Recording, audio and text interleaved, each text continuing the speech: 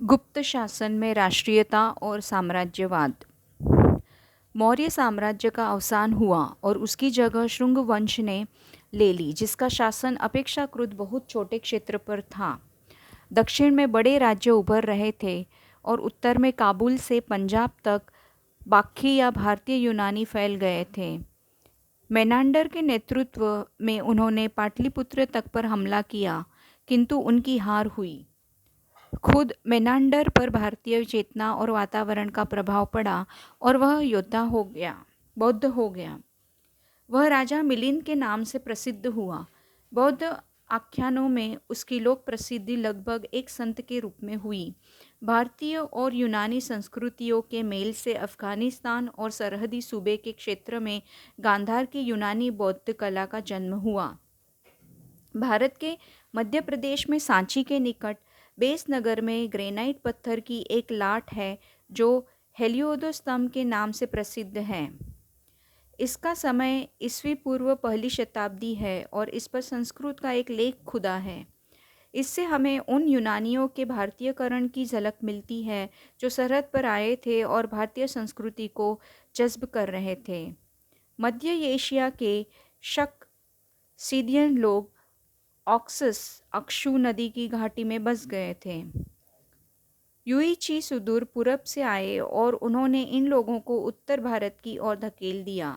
ये शक बौद्ध और हिंदू हो गए।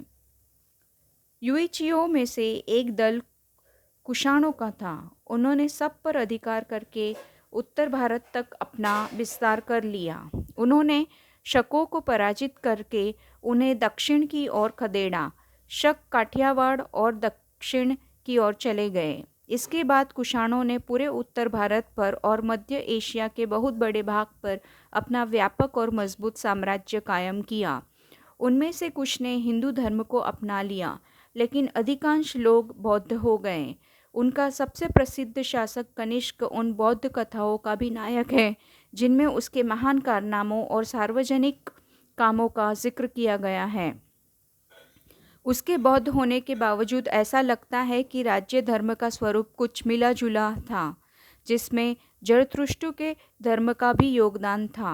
यह सरहदी सूबा जो कुषाण साम्राज्य कहलाया, उसकी राजधानी आधुनिक पेशावर के निकट थी। तक्षशिला का पुराना विश्वविद्यालय भी उसके निकट था।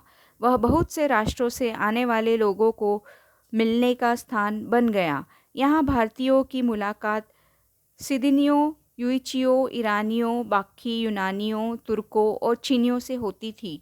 ये विभिन्न संस्कृतियाँ एक दूसरे को प्रभावित करती थी। इनके आपसी प्रभाव के परिणाम स्वरूप मूर्तिकला और चित्रकला की एक सशक्त शैली ने जन्म लिया। इतिहास की दृष्टि से इसी ज़माने में चीन और भारत के बीच पहले संपर्क हुए और ईस्वी सन 64 में यहाँ चीनी राजदूत आए। उस समय चीन से भारत को जो तोहफे मिले उनमें आड़ू और नाशपाती के पेड़ थे।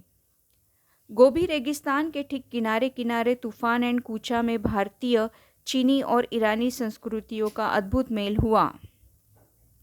कुषाण काल में बौद्ध धर्म दो संप्रदायों में बंट गया, महायान और हीनयान। उन दोनों के बीच मतभेद उठ खड़े हुए। भारतीय परंपरा के अनुसार बड़ी बड़ी सभाओं में इन समस्याओं पर विवाद आयोजित किए जाने लगे। इन बहसों में सारे देश के प्रतिनिधि भाग लेते थे।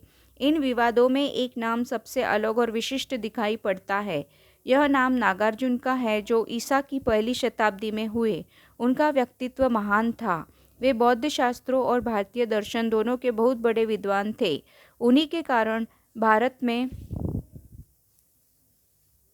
महायान की विजय हुई। महायान के ही सिद्धांतों का प्रचार चीन में हुआ।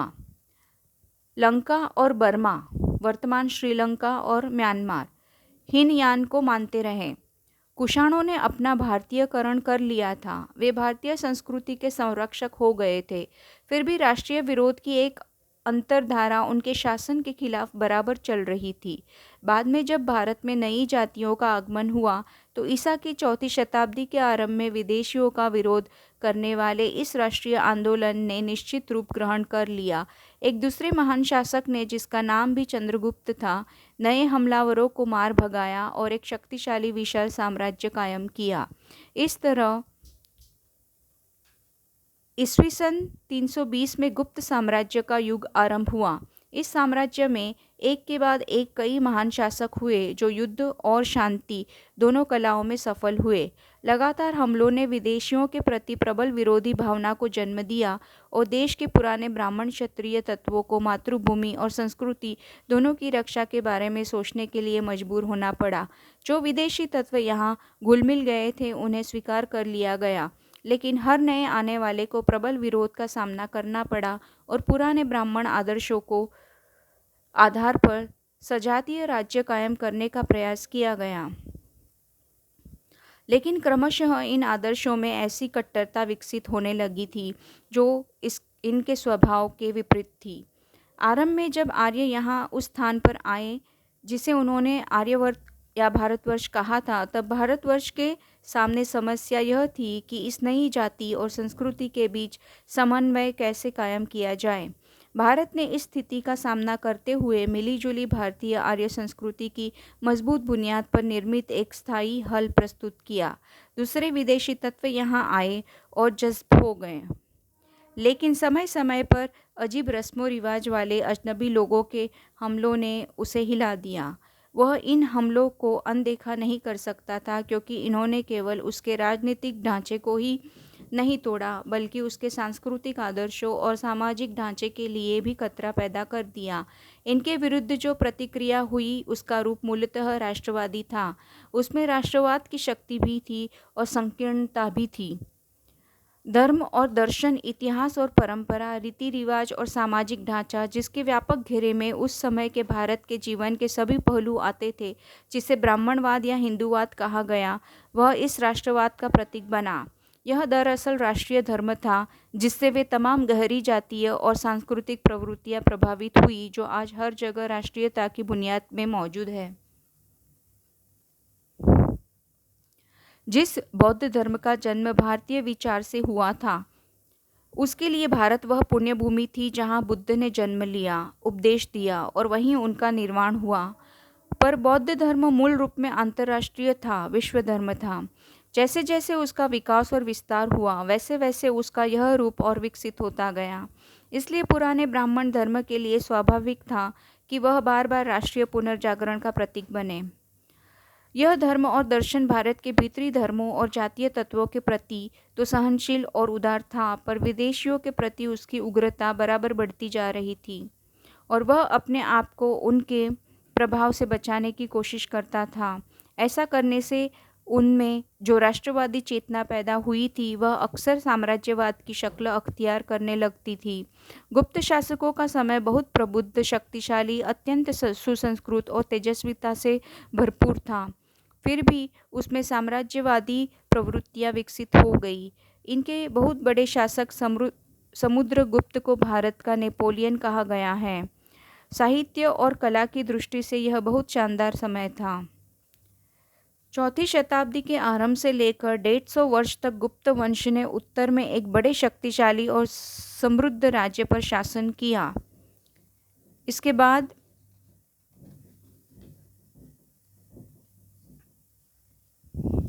लगभग 150 वर्ष तक उनके उत्तराधिकारी अपने बचाव में लगे रहे और साम्राज्य सिकुड़कर लगातार छोटा होता चला गया। मध्य एशिया से नए आक्रमणकारी लगातार भारत पर हमला कर रहे थे। ये गोरे हुन कहलाते थे जिन्होंने मुल्क में बड़ी लूटमार की। अंततः यशोवर्मन के नेतृत्व में संगठित होकर उन पर आक्रमण किया गया और उनके सरदार मिहिर गुल को बंदी बना लिया गया। लेकिन गुप्तों के वंशज बालादित्य ने उसके प्रति उदारता का व्यवहार किया और उसे भारत से लौट जाने दिया। मिहिर गुल ने इसके बदले लौटकर अपने मेहरबान पर कपटपूर्ण हमला कर दिया। उत्तर भारत में हुणों का शासन बहुत थोड़े समय रहा, लगभग आधी शताब्दी। इनमें से बहुत से लोग देश में छोटे छोटे सरदारों के रूप में यहीं रह गए। वे कभी कभी परेशानी पैदा करते थे और भारतीय जन समुदाय के सागर में जज्ब हो जाते थे। इनमें से कुछ सरदार 7वीं शताब्दी के आरंभ में आक्रमणकारी हो गए। उनका दमन करके कन्नौज के राजा हर्षवर्धन ने उत्तर से लेकर मध्य भारत तक एक बहुत शक्तिशाली राज्य की स्थापना की।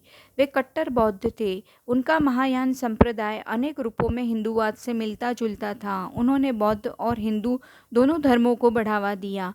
उन्हीं के समय में प्रसिद्ध चीनी यात्री हुआन त्सांग या हुआन चान भारत आया था 629 ईस्वी सदी में। हर्षवर्धन कवि और नाटककार था। उसने अपने दरबार में बहुत से कलाकारों और कवियों को इकट्ठा किया और अपनी राजधानी उज्जैनी को सांस्कृतिक गतिविधियों का प्रसिद्ध केंद्र बनाया। हर्ष की मृत्यु 648 में हुई थी। यह लगभग वह समय था जब अरब के रेगिस्तानों में अफ्रीका और एशिया में फैलने के लिए इस्लाम सिर उठा रहा था। दक्षिण भारत दक्षिण भारत में मौर्य साम्राज्य के सिमटकर अंत हो जाने के 1000 साल से भी ज़्यादा समय तक बड़े बड़े राज्य फूले फले। दक्षिण भारत अपनी बारीक दस्तकारी और समुद्री व्यापार के लिए विशेष रूप से प्रसिद्ध था। उसकी गिनती समुद्री ताकतों में होती थी और इनके जहाज दूर देश तक माल पहुंचाया करते थे। वहाँ यूनानियों की बस्ती थी और रोमन सिक्के भी वहां पाए गए। उत्तरी भारत पर बार बार होने वाले हमलों का सीधा प्रभाव दक्षिण पर नहीं पड़ा। इसका परोक्ष प्रभाव यह ज़रूर हुआ कि बहुत से लोग उत्तर से दक्षिण में जाकर बस गए। इन लोगों में राजगीर शिल्पी और कारीगर भी शामिल थे। इस प्रकार दक्षिण पुरानी कलात्मक परंपरा का केंद्र बन गया और उत्तर उन नई धाराओं से अधिक प्रभावित हुआ जो आक्रमणकारी अपने साथ लाते थे। शांतिपूर्ण विकास और युद्ध के तरीके। बार बार हमलों और एक के बाद दूसरे साम्राज्य की स्थापना का जो संक्षिप्त ब्यौरा प्रस्तुत किया गया, उसके बीच देश में शांतिपूर्ण और व्यवस्थित शासन के लंबे दौर रहे हैं। मौर्य, कुषाण, गुप्त और दक्षिण में आंध्र, चालुक्य, राष्ट्रकूट के अलावा और भी राज्य ऐसे हैं जो 200, 300 वर्ष तक कायम रहे। इनमें लगभग सभी राजवंश देशी थे। कुषाणों जैसे लोगों ने भी, जो उत्तरी सीमा पार से आए थे, जल्दी अपने आप को इस देश और इसकी सांस्कृतिक परंपरा के अनुरूप ढाल दिया। जब कभी दो राज्यों के बीच युद्ध या कोई आंतरिक राजनीतिक आंदोलन होता था तो आम जनता की जीवनचर्या में बहुत कम हस्तक्षेप किया जाता था। इस इतिहास के व्यापक सर्वेक्षण से इस बात का संकेत मिलता है कि यहाँ शांतिपूर्ण और व्यवस्थित जीवन के लंबे दौर यूरोप की तुलना में कहीं अधिक है। यह धारणा भ्रामक है कि अंग्रेजी राज ने पहली बार भारत में शांति और व्यवस्था कायम की। अलबत्ता यह सही है कि जब भारत में अंग्रेजी शासन कायम हुआ उस समय देश अवनति की पराकाष्ठा पर था। राजनीतिक और आर्थिक व्यवस्था टूट चुकी थी। वास्तव में यही कारण था कि वह राज यहाँ कायम हो सका। प्रगति बनाम सुरक्षा। भारत में जिस सभ्यता का निर्माण किया गया उसका मूल आधार स्थिरता और सुरक्षा की भावना थी। इस दृष्टि से वह उन तमाम सभ्यताओं से कहीं अधिक सफल रही जिनका उदय पश्चिम में हुआ था। वर्ण व्यवस्था और संयुक्त परिवारों पर आधारित सामाजिक ढांचे ने इस उद्देश्य को पूरा करने में सहायता की।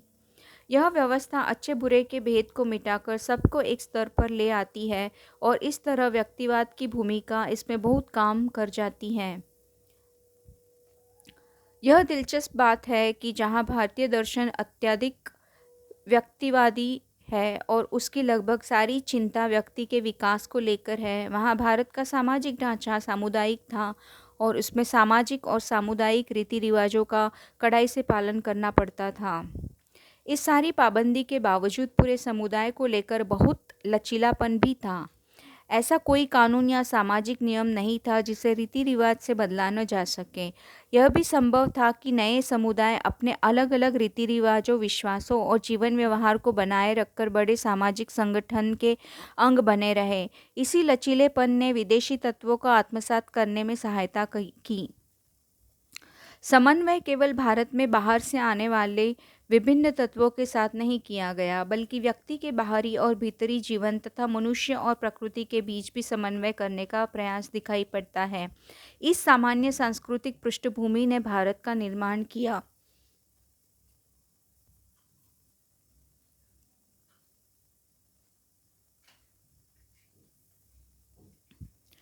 और इस पर विविधता के बावजूद एकता की मोहर लगाई।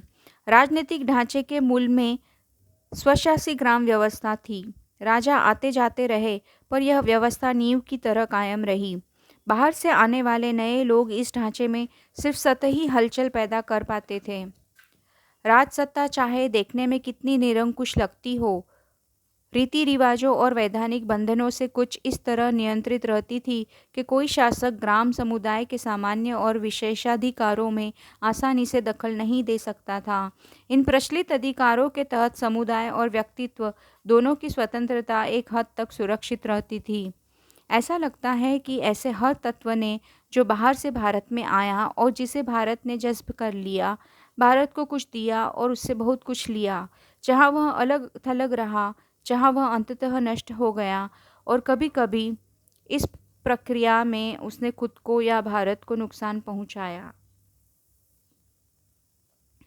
भारत का प्राचीन रंगमंच।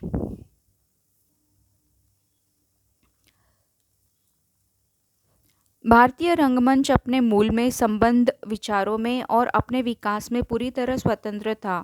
इसका मूल उद्गम ऋग्वेद की उन ऋचाओं और संवादों में खोजा जा सकता है जिनमें एक हद तक नाटकीयता है। रामायण और महाभारत में नाटकों का उल्लेख मिलता है। कृष्ण लीला से संबंधित गीत, संगीत और नृत्य में इसने आकार ग्रहण करना आरंभ कर दिया था। ईस्वी पूर्व 6ठी या 7वीं शताब्दी के महान वैयाकरण पाणिनि ने कुछ नाट्य रूपों का उल्लेख किया है। रंगमंच की कला पर रचित नाट्यशास्त्र को ईसा की 3री शताब्दी की रचना कहा जाता है। ऐसे ग्रंथ की रचना तभी हो सकती थी जब नाट्य कला पूरी तरह विकसित हो चुकी हो और नाटकों की सार्वजनिक प्रस्तुति आम बात हो। अब यह माना जाने लगा है कि नियमित रूप से लिखे गए संस्कृत नाटक ईसा पूर्व 3री शताब्दी तक पूरी तरह प्रतिष्ठित हो चुके थे। जो नाटक हमें मिले हैं उनमें पहले के ऐसे रचनाकारों और नाटकों का अक्सर हवाला दिया गया है जो अभी तक नहीं मिले हैं। ऐसे नाटककारों में एक भास था। इस शताब्दी के आरंभ में उसके 13 नाटकों का एक संग्रह खोज में मिला। अब तक मिले संस्कृत नाटकों में प्राचीनतम नाटक अश्वघोष के हैं। वह ईस्वी सन के आरंभ के ठीक पहले या बाद में हुआ था। ये ताड़पत्र पर लिखित पांडुलिपियों के अंश मात्र है और आश्चर्य की बात यह है कि ये गोबी रेगिस्तान की सरहदों पर तूफान में मिले हैं। अश्वघोष धर्मपरायण बौद्ध हुआ। उसने बुद्धचरित नाम से बुद्ध की जीवनी लिखी। यह ग्रंथ बहुत प्रसिद्ध हुआ और बहुत समय पहले भारत, चीन और तिब्बत में बहुत लोकप्रिय हुआ। यूरोप को प्राचीन भारतीय नाटक के बारे में पहली जानकारी 1789 ईसा में मिली। तब हुई जब कालिदास के शकुंतला का सर विलियम जोन्स कृत अनुवाद प्रकाशित हुआ। सर विलियम जोन्स के अनुवाद के आधार पर जर्मन, फ्रेंच, डेनिश, इटालियन में भी इसके अनुवाद हुए। गेटे पर इसका गहरा प्रभाव पड़ा और उसने शकुंतला की अत्यधिक प्रशंसा की। कालिदास को संस्कृत साहित्य का सबसे बड़ा कवि और नाटककार कहा गया है। उसका समय अनिश्चित है, पर संभावना यही है कि वह 4ठी शताब्दी के अंत में गुप्त वंश के चंद्रगुप्त द्वितीय विक्रमादित्य के शासनकाल में उज्जयिनी में था। माना जाता है कि वह दरबार के 9 रत्नों में से एक था। उसकी रचनाओं में जीवन के प्रति प्रेम और प्राकृतिक सौंदर्य के प्रति आवेग का भाव मिलता है। कालिदास की एक लंबी कविता है मेघदूत। एक प्रेमी जिसे बंदी बनाकर उसकी प्रेयसी से अलग कर दिया गया है, वर्षा ऋतु में एक बादल से अपनी तीव्र चाहत का संदेश उस तक पहुंचाने के लिए कहती है। कालिदास से संभवतः काफ़ी पहले एक बहुत प्रसिद्ध नाटक की रचना हुई थी, शूद्रक का मृच्छकटिकम यानी मिट्टी की गाड़ी। यह एक कोमल और एक हद तक बनावटी नाटक है, लेकिन इसमें ऐसा सत्य है जो हमें प्रभावित करता है और हमारे सामने उस समय की मानसिकता और सभ्यता की झांकी प्रस्तुत करता है। 400 ईसा के लगभग चंद्रगुप्त द्वितीय के शासन काल में एक और प्रसिद्ध नाटक लिखा गया था। यह विशाखदत्त का नाटक मुद्रा राक्षस था। यह विशुद्ध राजनीतिक नाटक था जिसमें प्रेम या किसी पौराणिक कथा को आधार नहीं बनाया गया है। कुछ अर्थों में यह नाटक वर्तमान स्थिति में बहुत प्रासंगिक है। राजा हर्ष, जिसने 7वीं सदी ईसा में एक नया साम्राज्य कायम किया, नाटककार भी था। हमें उसके लिखे हुए 3 नाटक मिलते हैं। 7वीं सदी के आसपास ही भवभूति हुआ, जो संस्कृत साहित्य का चमकता सितारा था। वह भारत में बहुत लोकप्रिय हुआ और केवल कालिदास का ही स्थान उसके ऊपर माना जाता है। संस्कृत नाटकों की यह धारा सदियों तक बहती रही, लेकिन 19वीं शताब्दी के आरंभ के गुणात्मक दृष्टि से स्पष्ट रूप से उसमें हास दिखाई देने लगा। प्राचीन नाटकों की कालिदास तथा अन्य लोगों के भाषा मिली-जुली है। संस्कृत और उसके साथ एक या एकाधिक प्राकृत यानी संस्कृत के बोलचाल में प्रचलित रूप। उसी नाटक में शिक्षित पात्र संस्कृत बोलते हैं और सामान्य अशिक्षित जनसमुदाय, प्रायः स्त्रियां, प्राकृत। हालांकि उनमें अनुवाद भी मिलते हैं। यह साहित्यिक भाषा और लोकप्रिय कला के बीच समझौता था।